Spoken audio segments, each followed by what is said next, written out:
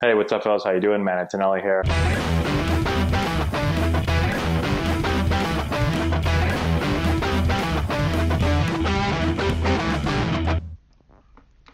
Hey guys, Juan here, and today we are going to look at Justin Verlander and his ability to sit into his back leg.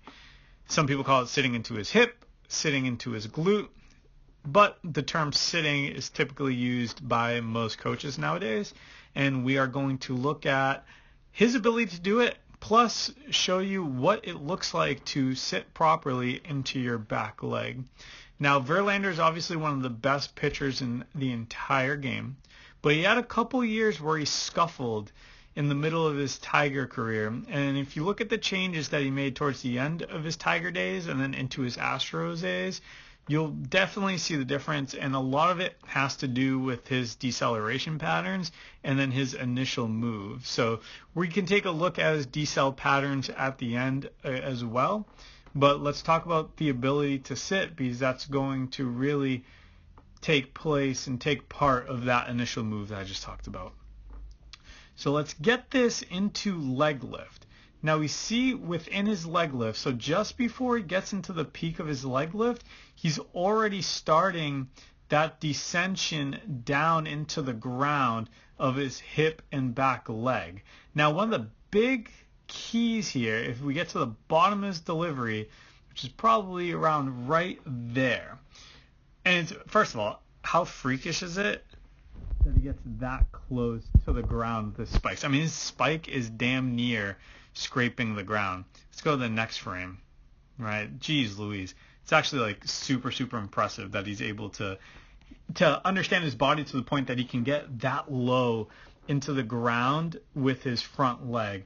Now, let's go back to that back leg and sitting. Now, we see here, and this is where the term comes into play, that it almost feels like he's sitting his butt down compared to the beginning. Obviously, we're in a more vertical base. He gets down into that glute, and if there was a chair here, he'd almost be able to sit into it. So that's where the term comes from, the ability to sit. But there is such thing as sitting well into that back hip and into that back glute. Okay, so we're in that seated position. We are using more of our glutes. We're using more of our hamstrings, and we are using more of our back hip in here. So this is very little quad. It is a non-quad dominant move here, and we're using the majority of our back leg, the back side of our back leg. Now, key number one is having the entire foot into the ground. That heel is not popping up off of the ground. The entire foot is evenly distributed into the ground as he's pressing down into the ground and using his ground forces to his advantage within his delivery. This is going to really allow him to keep that knee, in his case, slightly behind that toe. But the biggest thing, like, we don't want that thing drifting harshly over our back toe. We want it slightly or definitely shin vertical behind our toe, right? So that's one of the big, like, little cues that you can think of when you're doing this. Now, another thing is look the act of the hip. Okay, not only is the back hip going down, but it's also kind of drifting back, like he's sitting back within that leg. Okay, so we get back to the bottom of that delivery. We see that his hips came back behind him and down at the same rate. On top of this, if we got a side view, he'd be going towards his target as well. So this is where the hardest thing of this move is that your back hip and your back glute has to feel like it's going down behind and towards your target all at once at the same rate. And that's by far the toughest thing about it in order to get yourself in this position, is the ability to do all three of those, right? Trying to sit behind you, going down, and then out towards your target all at the same rate. But he's able to do it. Now, this is going to take repetition for those of you who struggle with it. On top of that, a lot of body awareness and a lot of maybe mirror work or video work. Take video of yourself. There are drills that you can do. You can try to sit into a chair. There's a bunch of different things that you can do, but this is by far probably the hardest move that you can accomplish within the throw. Not many guys are able to get into this position well.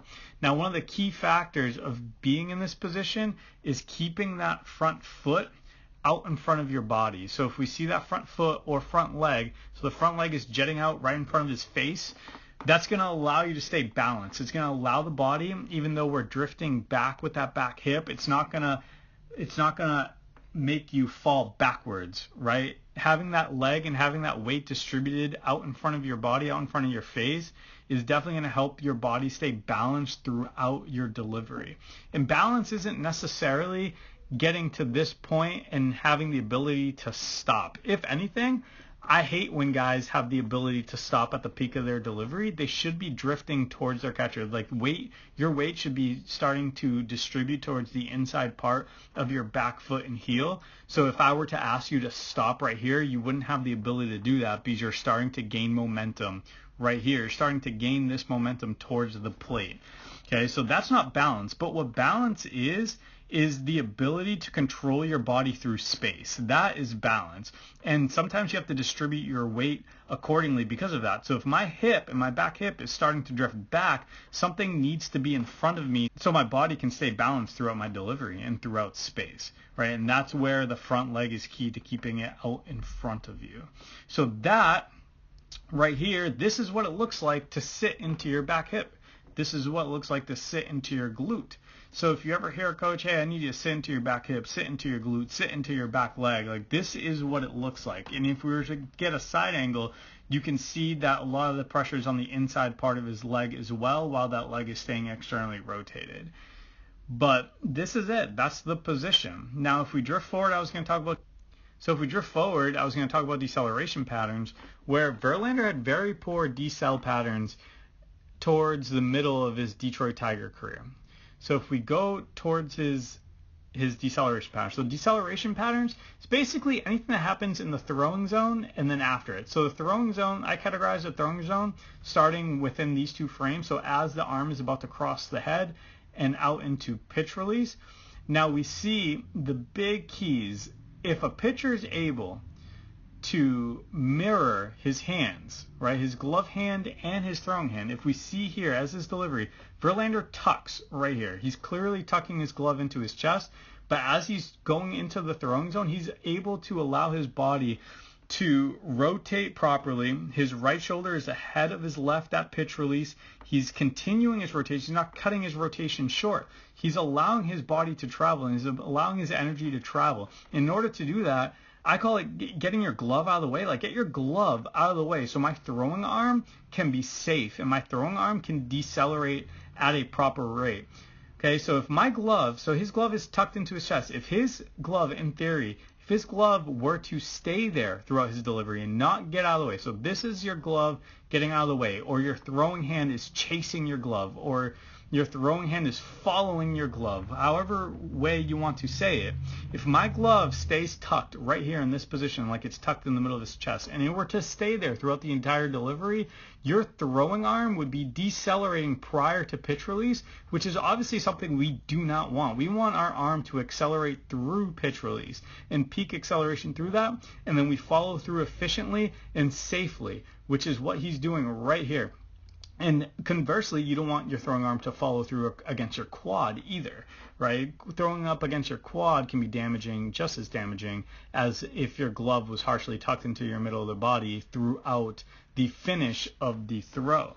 So all throwers out there, okay, you want to safely follow through. This is a safe follow through. I think the goal should always be, I'm trying to throw as hard as I can with the most command that I can, as safely as I can.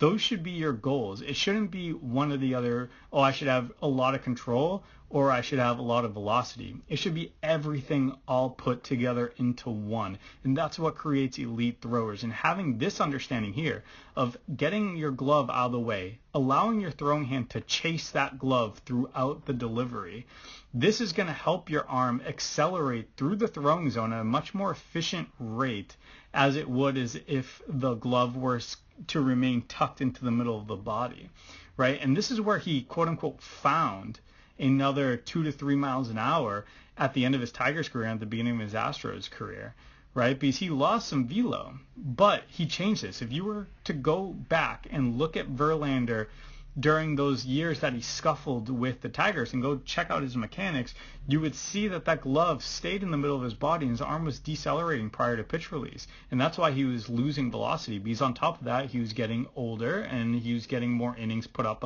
onto his body. But now he's stronger, he has a better understanding of his mechanics, and he has a better understanding of what it is to move effectively and efficiently throughout his delivery to get as much energy into and applied to the ball as you possibly can. So I hope you liked the video. I hope it was very informative. If you have any questions, throw them down bottom. Smash that subscribe button. I'll see you guys later.